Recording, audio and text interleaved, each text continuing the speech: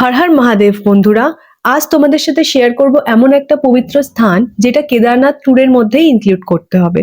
অনেকেই এমন আছে যারা কেদারনাথ ভ্রমণ করে এসেছে কিন্তু এই মন্দিরটা মিস করে দিয়েছে। তো চলো আজকে এই ভিডিওটায় এই মন্দিরের ডিটেলস, এই মন্দিরের মধ্যে লুকিয়ে থাকা গল্প আর কিভাবে সেখানে পৌঁছাতে হবে সেটার ইনফরমেশন তোমাদের দেব। এই মন্দিরটি হলো ত্রিয়োগী নারায়ণ মন্দির। এই মন্দিরের মধ্যেই বিবাহ হয়েছিল শিব ও পার্বতীর এবং স্বয়ং ব্রহ্মা এবং বিষ্ণু দাঁড়িয়ে থেকে সেই বিবাহ সম্পন্ন করেছিলেন। আর এই মন্দিরের সব থেকে বেস্ট পার্ট হচ্ছে এই মন্দিরের ভেতরে যখন তোমরা ঢুকবে আর তোমরা সেখানে যা দৃশ্য দেখবে সেটা দেখে তোমাদের সবার গায়ে কাঁটা দেবে। কারণ যেই অগ্নিকে মাঝখানে রেখে শিব পার্বতীর বিয়ে হয়েছিল সেই অগ্নি আজও ওখানে নেভে না।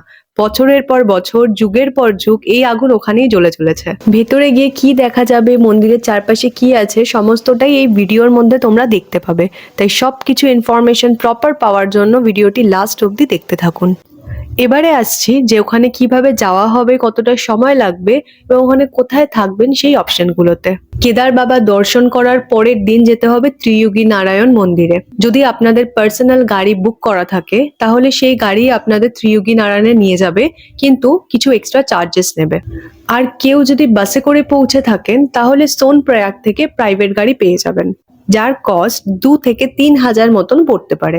যেদিন ত্রিয়োগী নারায়ণ যাবেন সেদিন যদি একটু বেলা করে হোটেল ছেড়ে বেরোন তাহলে কোনো অসুবিধা নেই, কারণ আগের দিনে কেদার বাবার দর্শন করে থাকলে শরীর অনেক ক্লান্ত থাকবে।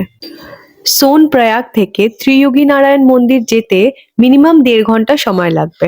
গাড়ি একদম মন্দিরের গেটের সামনেই নামিয়ে দেবে। সেখান থেকে যাওয়ার পথে সাইডের অনেক দোকান থেকে আপনারা ডালা কিনে নিতে পারেন। এই ডালাগুলো ভেতরে নিয়ে গেলে ভেতরেই আপনারা ঠাকুর মশাই পাবেন, যারা আপনাদেরকে দিয়ে পুজো করিয়ে দেবে মন্ত্র বলে এবং গাইড করে দেবে পুরো মন্দিরের চারপাশটা দেখি। মন্দিরে ঢুকেই সব থেকে যে বড় কুণ্ডটা দেখতে পাবেন সেটা হলো ব্রহ্মকুণ্ড। বলা হয় যদি কেউ কখনো অ্যাডিকশনে পড়ে যায় তাহলে এই জল খাওয়ালে তার অ্যাডিকশন কেটে যায়। এটা ওখানকার মানুষদের বিশ্বাস। এছাড়াও মন্দিরের এক পাশে রয়েছে সরস্বতী কুণ্ড, যেটা মন্দির দর্শন করে বেরোনোর সময় আপনারা দেখতে পাবেন। মন্দিরের ভেতরে ঢুকে আপনারা কি দৃশ্য দেখতে পাবেন তার ভিডিও আমরা করে এনেছি এবং আপনাদের সঙ্গে শেয়ার করছি। এটাই সেই জায়গা যেখানে শিব এবং পার্বতীর বিয়ে হয়েছিল বহু যুগ যুগ আগে। আর এটাই সেই আগুন, যেই আগুন কোনোদিনও নেভেনি। আর মন্দিরের ভেতরে আপনারা বিষ্ণু দেবতার মূর্তিও দেখতে পাবেন। যারা যারা কেদারনাথ যাওয়ার প্ল্যান করছেন তারা এই জায়গাটা নিজের প্ল্যান থেকে একদমই মিস করবেন না, কারণ ওখানে দাঁড়িয়ে যে এক্সপিরিয়েন্সটা হবে সেটা আমি ভিডিওর মাধ্যমে বোঝাতে পারবো না। আর একটা ইনফরমেশন দিয়ে রাখি যে এইখানে এখনো কমন মানুষদের বিয়ে করা অ্যালাউড রয়েছে।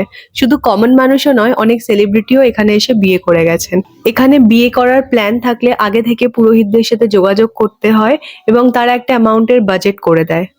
মেন মন্দির ছাড়াও চারপাশে ছোট ছোট অনেকগুলো মন্দির রয়েছে, সেই মন্দিরের ভিডিওগুলোও আপনাদের সঙ্গে শেয়ার করছি।